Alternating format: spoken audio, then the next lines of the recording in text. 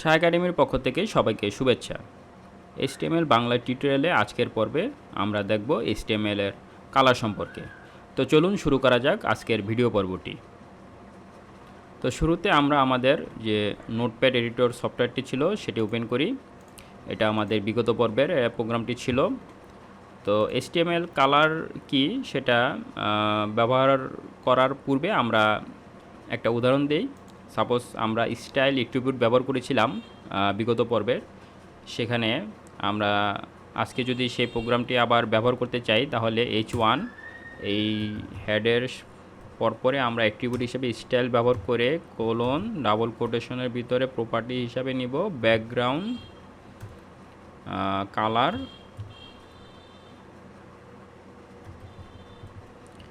Colon দিয়ে তারপরে আমরা দিব রেড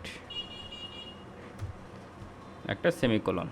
তো এই প্রোগ্রামটি যদি আমরা সেভ করি, সেভ করে ব্রাউজারে যদি আমরা রিফ্রেশ দেই তাহলে দেখুন যে ওয়েলকাম টু শাহ একাডেমি এই হেডিংয়ের ব্যাকগ্রাউন্ড কালারটা রেড শো করছে। তো এটা ছিল আমরা বিগত পর্বে আমরা স্টাইল অ্যাট্রিবিউটের মাধ্যমে কিভাবে আমরা যে কালার ব্যবহার করতাম সেটার উদাহরণ। তো আজকের যে ভিডিও পর্ব সেখানে আমরা যে HTML এর যে কালারগুলো লেখা হয় সে সম্পর্কে আরও বিস্তারিত আলোচনা করব। তো HTML এ মূলত চারটা ভ্যালু ব্যবহার করা হয়। একটা হচ্ছে RGB অর্থাৎ রেড গ্রিন ব্লু, একটা হচ্ছে হ্যাক্স মানে হেক্সাডেসিমাল, তারপর হচ্ছে RGBA এবং লাস্ট যেটা হচ্ছে HSLA। মূলত এই ভ্যালুগুলোর মাধ্যমে আমাদের কালারটি ব্যবহার করি আমরা স্টাইল যদি করতে চাই কোনো এলিমেন্টের। তো আমাদের ভিডিও পর্বে আমরা মূলত RGB অর্থাৎ রেড গ্রিন ব্লু এবং হ্যাক্স মানে হেক্সাডেসিমালের ভ্যালুটাই নিয়েই আলোচনা করব। তো আমাদের এই একই উদাহরণে আমরা যদি দেখি যে H1 এলিমেন্টের ব্যাকগ্রাউন্ড কালারে রেডের পরিবর্তে যদি আমরা RGB ব্যবহার করি তাহলে ভ্যালুটা কিভাবে লেখা হয়। RGB লেখার পরে আমরা ফার্স্ট ব্র্যাকেটের ভিতরে আমরা 255,0,0 দিলাম। এখানে 255 দ্বারা এবং 0 দ্বারা কি বোঝাচ্ছে? তো 0 থেকে 255 পর্যন্ত সাধারণত এটা হচ্ছে কালারের ইন্টেন্সিটি রেঞ্জ ধরা হয়।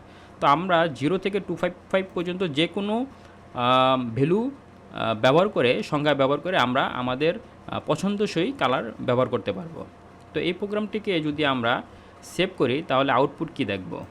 দেখুন, রিফ্রেশ বাটন ক্লিক করলে আউটপুট কিন্তু একই দেখাচ্ছে, কারণ আমরা 255 দ্বারা বোঝাচ্ছে যে এর কালার যে ইন্টেন্সিটি RGB এর অর্থাৎ রেডের একদম হাইয়েস্ট পর্যায়ে রয়েছে, এই জন্য এটা রেড কালার শো করছে।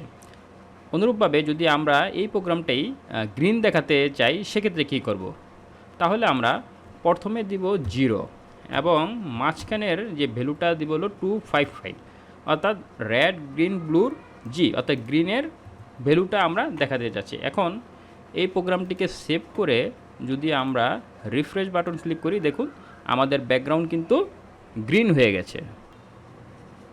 তো এভাবে যদি আমরা সাপোজ RGB এর আরেকটা ভ্যালু ব্যবহার করতে চাই, সাপোজ আমরা ব্যবহার করলাম 165, আমাদের ইচ্ছা মতো এখানে দিলাম 45 আর লাস্টে আমরা ব্যবহার করলাম সাপোজ 57। এটাকে যদি আমরা সেভ দিলে আসলে কি দেখব দেখি। রিফ্রেশ বাটন ক্লিক করলে দেখুন যে একটা ব্রাউন কালার শো করছে, অর্থাৎ যে RGB অর্থাৎ রেড গ্রিন ব্লুর এই ভ্যালু ইন্টেন্সিটি রেঞ্জের যে কোনো আমরা নিউমেরিক ভ্যালু ব্যবহার করে আমাদের পছন্দ মতো কালার ব্যবহার করতে পারি।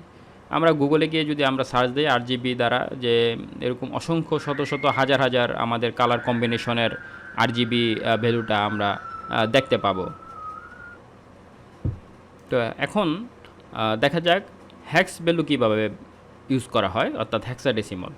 তো আমরা এই সেম প্রোগ্রামটাই উদাহরণে যদি যাই যে ব্যাকগ্রাউন্ড কালার RGBর পরিবর্তে আমরা এটাকে ডিলিট করি, এখানে আমরা হ্যাশ চিহ্ন দেই। হেক্সাডেসিমাল ভ্যালুর শুরুতে আমাদের যেই চিহ্নটা ব্যবহার করতে হবে সেটা হলো হ্যাশ দিয়ে আমাদের 6টা ডিজিট দিতে হবে। কিন্তু কনসেপ্ট কিন্তু একই, যে রেড গ্রিন ব্লু, অর্থাৎ প্রথম যে দুইটা ডিজিট আমরা যদি ব্যবহার করি, সাপোজ FF, পরের দুইটা যদি আমরা ডিজিট ইউজ করি 00 এবং লাস্টের দুটো যদি ইউজ করি 00, তাহলে কি বোঝাচ্ছে?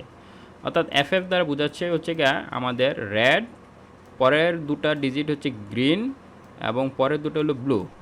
RGB ওই সেম কনসেপ্টই এটা হেক্স ভ্যালু হিসাবে ইউজ করছে। তাহলে আমরা যদি এই প্রোগ্রামটাকে সেভ করে এটাকে যদি রিফ্রেশ দেই, তাহলে কিন্তু আমাদের রেড দেখানো উচিত ব্যাকগ্রাউন্ড কালার হিসেবে হেডিংয়ের, তাই দেখুন যে রেড দেখাচ্ছে। তো এভাবে আমাদের হেক্স ভ্যালু সাধারণত 00 থেকে FF পর্যন্ত তার ইন্টেন্সিটি রেঞ্জটা ইউজ করা হয়।